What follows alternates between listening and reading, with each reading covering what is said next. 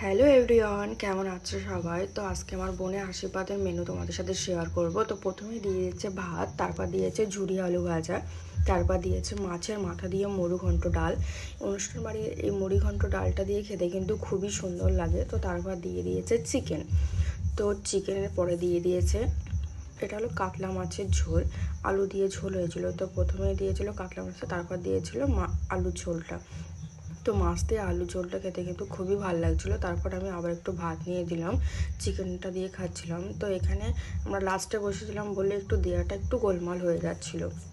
তো তারপরে আমি দেখো আবার একটু মাংস নিয়ে নিলাম। তো মাংসটা নিলাম কারণ আমার খেতে খুবই ভালো লাগছিলো। তারপর দিয়েছিল আমার খুবই পছন্দের আমের চাটনি এবং পাঁপড়।